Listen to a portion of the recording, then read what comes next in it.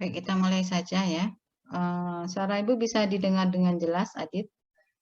Jelas, Bu. Bisa. Baik, kita mulai saja perkuliahan ADKL ARKL pada pagi ini yang merupakan pertemuan pertama ya perkuliahan ADKL ARKL pada semester genap. Nah, ini memang agak berbeda karena sebelumnya mata kuliah ini muncul pada semester ganjil. Nah, sekarang muncul lagi pada semester genap untuk mengakomodir mahasiswa yang belum mengambil mata kuliah ini karena mengikuti program MBKM sebelumnya ya. Untuk pertemuan pertama ini saya akan memaparkan sedikit terkait dengan kontrak perkuliahan dan juga RPS. Sebelumnya ini memang dipaparkan oleh Bu Hesti ya. Berhubung Bu Hesti sekarang sedang cuti, jadi saya akan menyampaikan RPS dan juga kontrak perkuliahan. Nah, untuk metode pembelajaran kita masih secara daring. Untuk semester 6, mahasiswa semester 6 itu masih daring ya. Kemudian juga untuk metode pembelajaran itu akan diserahkan kepada masing-masing dosen pengampu, di mana dosen pengampu pada mata kuliah ini ada 4 orang. Nah, ini bisa dilihat slide Ibu Edit.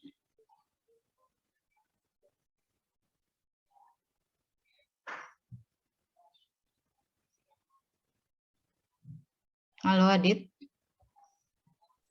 Ya, Bu.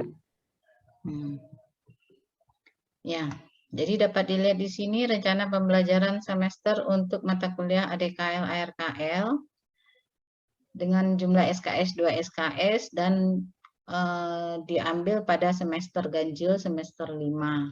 Nah, untuk semester ini memang ada kekhususan ya, muncul pada semester genap. Dan dosen pengampunya adalah Bapak Dr. Arya Gusti, kemudian saya sendiri dan Ibu Hesti dan Ibu Vea. Nah, sebagai PCMK adalah Pak Arya ya. Kemudian untuk ya, selamat bergabung Areta, gimana? Areta ada kendala untuk bergabung? Tadi nggak bisa join, Bu. Loading terus. Oh, ya. Waduh, ini kenapa? Ada program tekniknya ini. Ya, baik, kita mulai saja. Ini kalau ada yang salah-salah, ini Ibu harap ini ya, dimaklumi ya, karena memang pengembangnya adalah Pak Arya Gusti. Ya, jadi Ibu di sini hanya menyampaikan hal-hal yang terkait dengan RPS. Nah, di sini bisa dibaca, nanti akan Ibu share di Island. Capaian pembelajaran prodi meliputi sikap, keterampilan umum, dan keterampilan khusus, kemudian juga pengetahuan dan capaian pembelajaran mata kuliah. Nah, untuk ADKL ARKL ini sebenarnya adalah dua penggabungan ya, penggabungan materi, yaitu pertama kita mempelajari tentang analisis dampak, kemudian pada pertemuan ke-9 itu kita akan membahas mengenai analisis risikonya. Jadi sebenarnya adalah dua komponen ini, ADKL ARKL 2 keilmuan ini sebenarnya.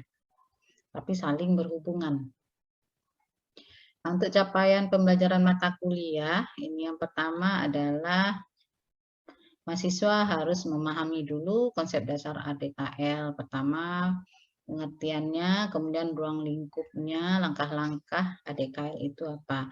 Jadi sebelum UTS itu kita hanya membahas mengenai ADKL ini saja. Jadi setelah UTS baru nanti membahas ARKL ya, analisis risiko. Nah, untuk analisis risiko itu ada beberapa kajian ya, analisis berarti ada perhitungan-perhitungan yang harus nanti Anda pahami ya.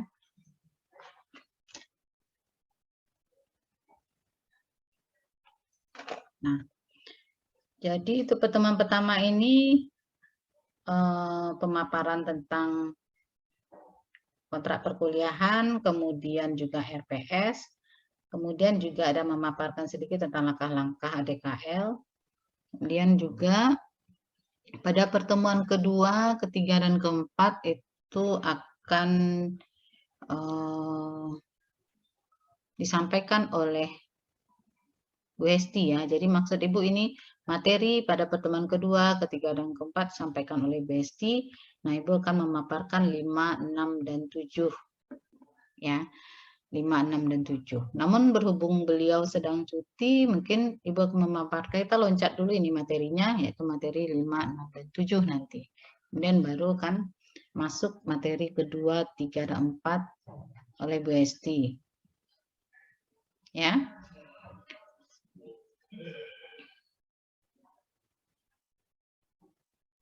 Nah, ini referensi sebenarnya tidak hanya mengacu kepada 2 referensi ini saja, karena sangat banyak buku-buku teks yang bisa dibaca. Ya, banyak sekali ini mengenai analisis dampak lingkungan ini ya. Nah, ini contoh-contohnya bisa dilihat, dicari di pustaka atau di ruang baca ya. Banyak sekali ini bukunya. Nah, bisa digabung nanti supaya, karena beberapa buku mungkin agak berbeda nanti pendekatan-pendekatannya, kemudian juga pemilihan sistematikanya mungkin akan berbeda, namun ini tujuannya sama ya. Nanti bisa. Kemudian juga regulasi dari pemerintah mengenai ADKL ini mungkin ada beberapa perubahan ini bukan tidak hanya Kemenkes saja, ada beberapa perubahan terbaru juga ada yang tahun 2020, 2021 itu ada referensi terbaru. Silakan nanti dicari ya. Jadi tidak hanya mengacu pada referensi ini saja, bisa saja ini referensinya mungkin sudah diganti atau dicabut gitu ya.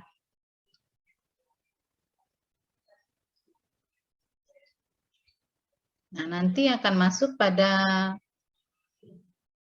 sebelum UTS ini adalah saya dan juga Bu Hesti. Selanjutnya untuk ARKL setelah UTS itu Pak Arya dan Ibu Fea. Ya. Nah, ini untuk rinciannya ya, rincian dari RPS. Itu yang pertama adalah mahasiswa memahami pertama kontrak perkuliahan dan juga gambaran umum mata kuliah ADKL. Sekarang yang sedang berlangsung ya. Kemudian yang pertemuan 2, 3, dan 4 itu mahasiswa mampu mengidentifikasi parameter lingkungan yang terkena dampak, kemudian mampu mengobservasi, melakukan pemantauan di lapangan, dan juga mampu mengambil data sampel dan juga dari responden. Responden dalam hal ini biasanya adalah masyarakat yang terkena dampak ya. Kemudian juga mampu melakukan analisis data, hasil observasi atau hasil pengamatan di lapangan, dan juga menyajikan laporan dari hasil analisis data ini. Kemudian pada pertemuan 5, 6, dan 7, mahasiswa mampu melakukan identifikasi potensi dampak. Nah, di sini beda ya, identifikasi parameter lingkungan dan identifikasi parameter potensi dampak. Nah, di sini setelah kita lakukan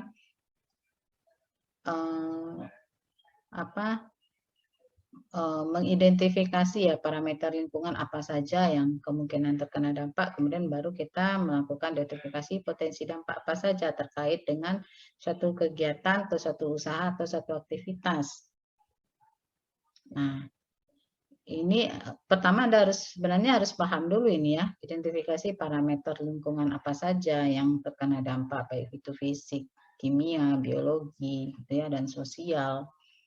Nah, kemudian juga dari fisik ini juga bisa diuraikan lagi nih, fisiknya apa saja. Mungkin yang pertama kalau terkait dengan kesehatan lingkungan mungkin dampaknya adalah kebisingan ya. Kemudian ini parameternya. Jadi ini sebenarnya harus paham dulu. Tapi nanti saya ini dulu ya, saya lihat dulu nanti apakah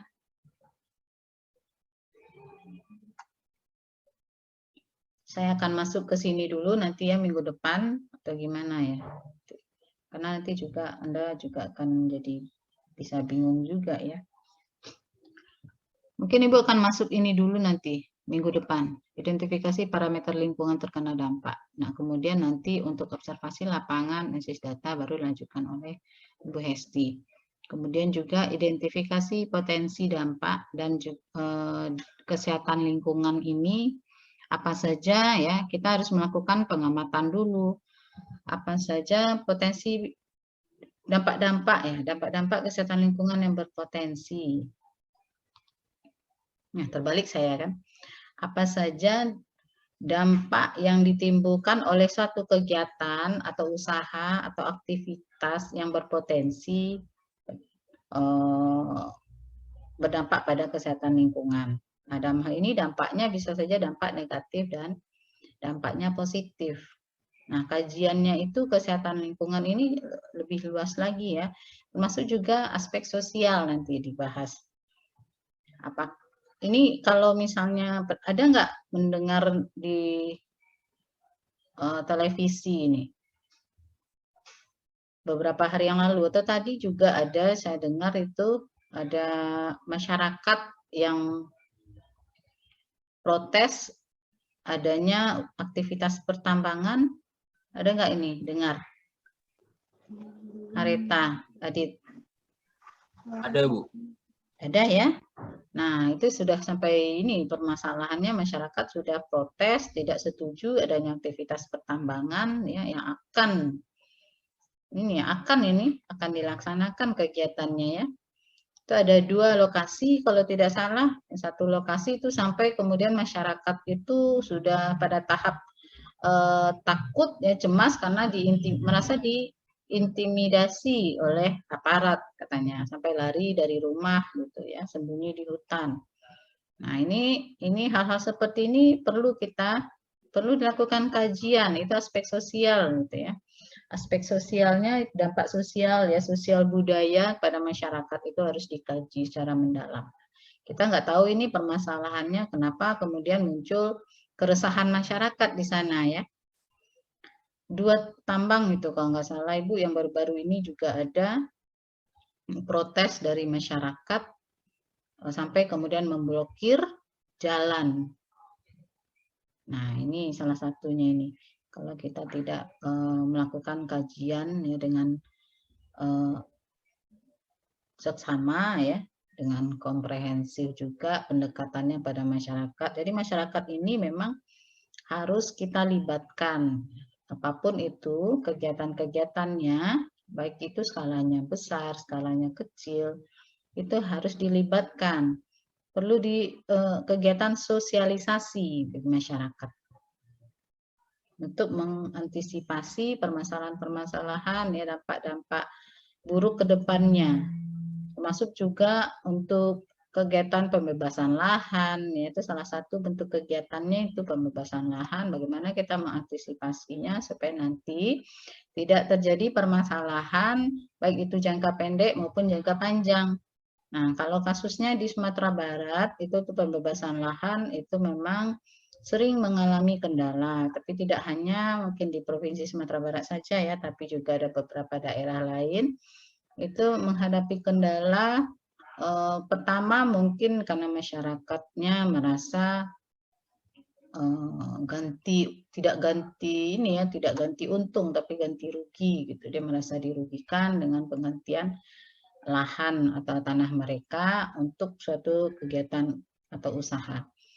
Atau juga mungkin karena ada masukan-masukan dari pihak lain yang kemudian menyebabkan mereka bersikukuh gitu ya untuk tidak melepaskan lahan mereka. Nah, ini juga harus dikaji secara mendalam untuk analisis dampak ini. Kemudian terakhir ini telah kesehatan masyarakat untuk dokumen AMDAL, nah, khusus AMDAL. Kita karena kesehatan masyarakat ya, berarti kita fokusnya adalah Kesmas. Sebenarnya Kesmas ini juga lingkupnya sangat luas ya. Dan juga kita juga membahas mengenai dampak sosial ekonomi dan dampak sosial budayanya ini. Kalau di Kesmas ini. Mungkin juga Anda sudah tahu ya kalau seperti Bapak Edi, Pak Lutfil itu adalah termasuk spesialisasinya ini adalah dalam menyusun dokumen AMDAL. Masuk juga UKL-UPL ya. Itu beliau adalah pakarnya ya dalam membuat dokumen AMDAL ini. Dan untuk membuat dokumen AMDAL tidak hanya bisa diselesaikan oleh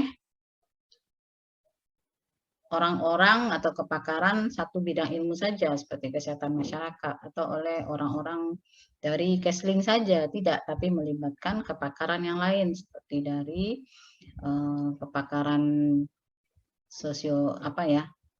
sosiolog mungkin ya, ahli-ahli budaya, kemudian juga dari teknik misalnya ya, kajian-kajian teknik, kemudian juga dari keilmuan lain, itu juga harus dilibatkan di sini. Kemudian juga dari ekonomi, ya, dari apalagi sosial, ekonomi, juga dari bahasa ya, dari antropolog juga yang bisa menguasai, memahami gitu, bagaimana pendekatan kepada masyarakat. Nah, ini juga tim yang di sini, tim kepakarannya ini juga multidisiplin ilmu.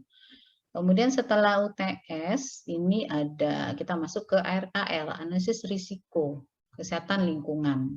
Nah, nanti akan dipaparkan konsep dasar ARKL itu apa, kemudian apa saja tahapannya, kemudian akan masuk kepada ARKL untuk pajanan, ya ini berdasarkan apa ya, masing-masingnya ini, masing-masing parameter ini ya, dari udara, air, kemudian juga ini menyangkut pertanian perkebunan dan juga pertambangan. Nah, ini ada wilayah-wilayah khusus dan juga sering terjadi permasalahan di sini.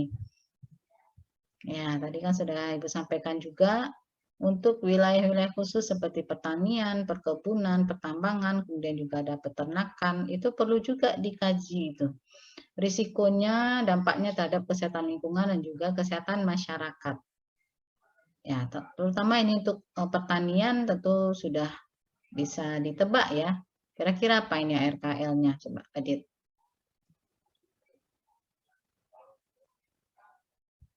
Apa yang dikaji nih kalau di pertanian nih ARKL-nya? Kalau di pertanian gitu mungkin kayak pakai pestisidanya gitu, Bu. Ya, jadi analisis risiko Pupuknya. penggunaan pestisida. Apalagi? Rita, coba.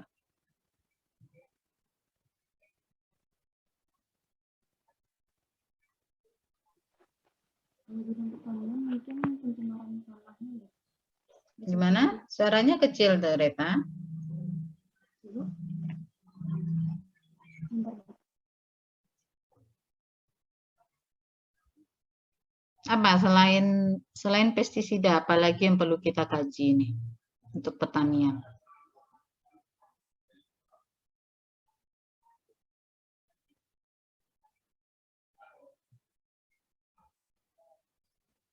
Adit ingin menambahkan? Ada lagi, Dit?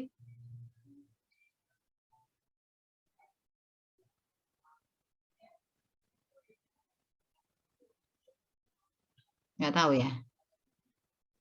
enggak ya. Jadi salah satunya ini ya, pertama kan pestisida ini, pemanfaatan penggunaan pestisida baik dosisnya ya, kemudian jenisnya, kemudian teknisnya, apakah ini petani ini menggunakan pestisidanya dicampur kah atau melebihi takaran ya, dosis, kemudian juga bagaimana mereka melakukan penyemprotan pestisida. Ini kan bisa dilihat semua ini analisis risikonya. Tidak hanya ke lingkungan tapi juga ke manusianya ya, kesehatan masyarakatnya.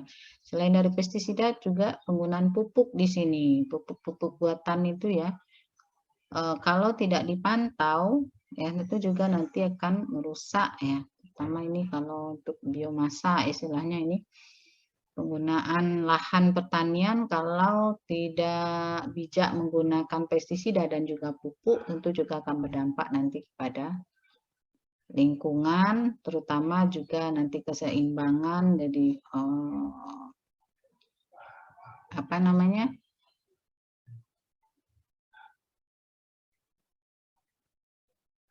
keseimbangan apa?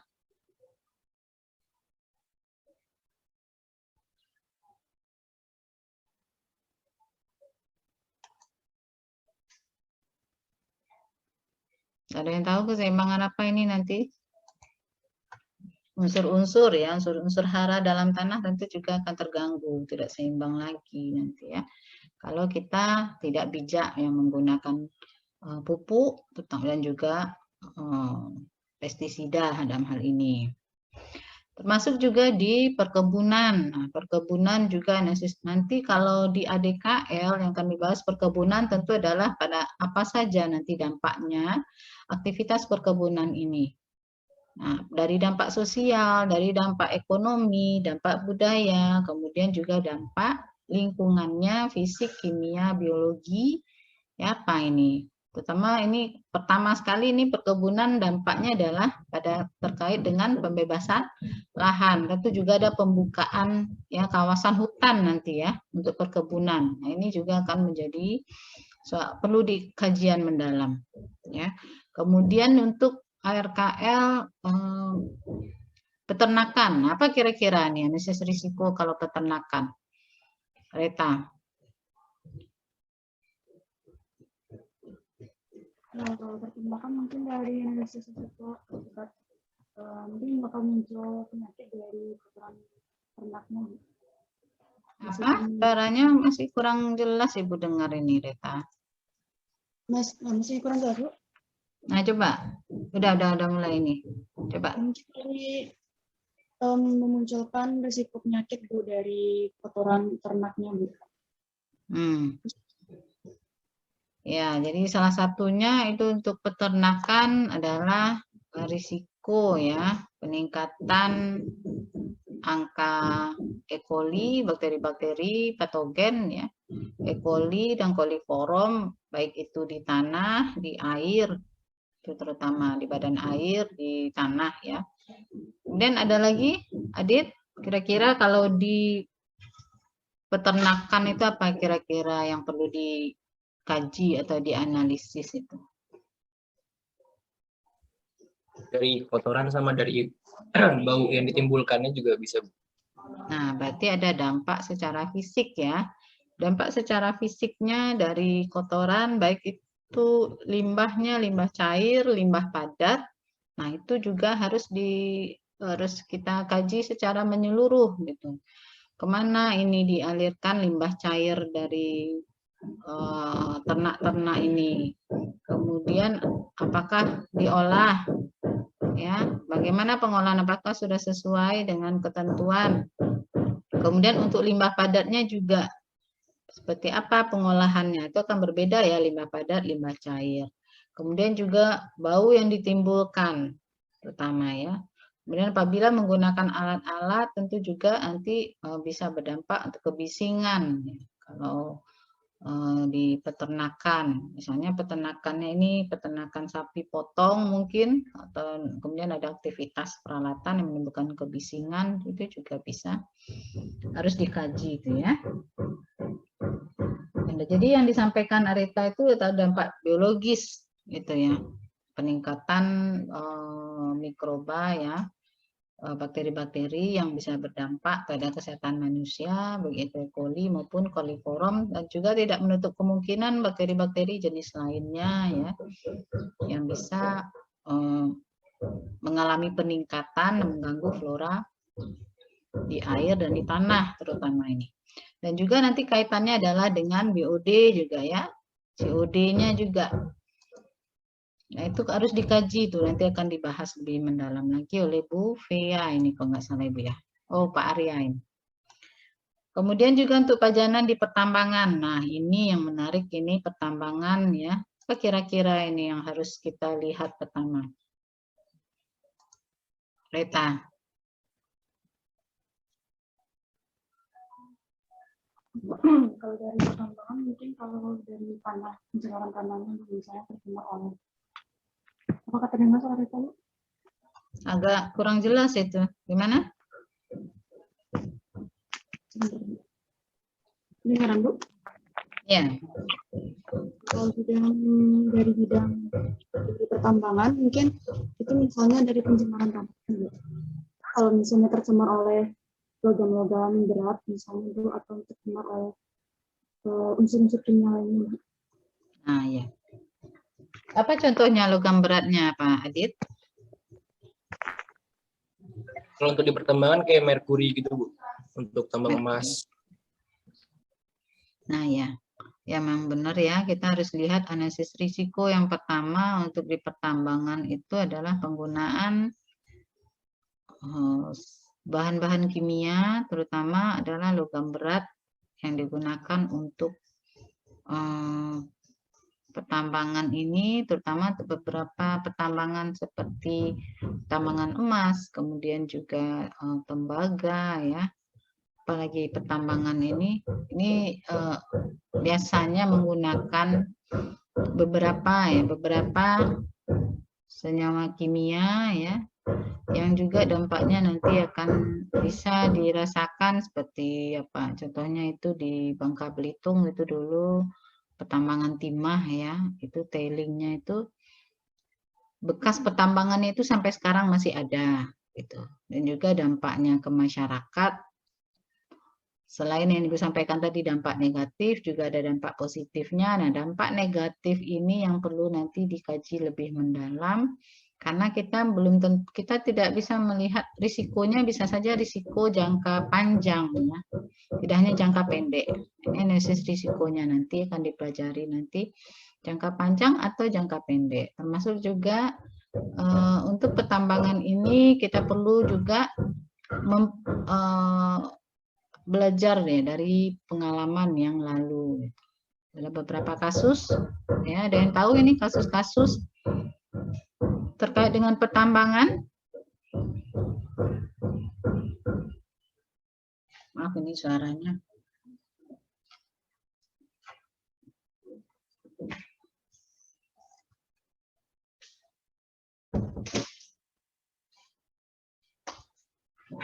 Ya, ada yang tahu? Adit? Untuk kasus ini, kasus munculnya ya permasalahan kesehatan karena aktivitas pertambangan.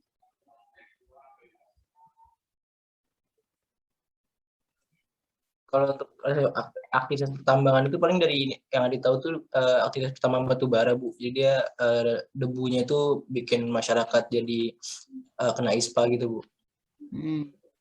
Kemudian yang langsung menunjukkan dampaknya, pernah nggak baca gitu?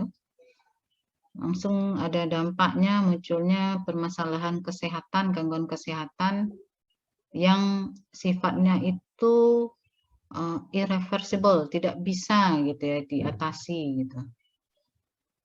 Ada nggak contohnya? Kalau debu itu mungkin masih bisa ya kita atasi, seperti infeksi saluran pernafasan atas, bisa kita berikan pengobatan ya. Nah, ini ada beberapa kasus ini sifatnya itu tidak bisa menetap gitu gangguan kesehatannya. Tahu nggak?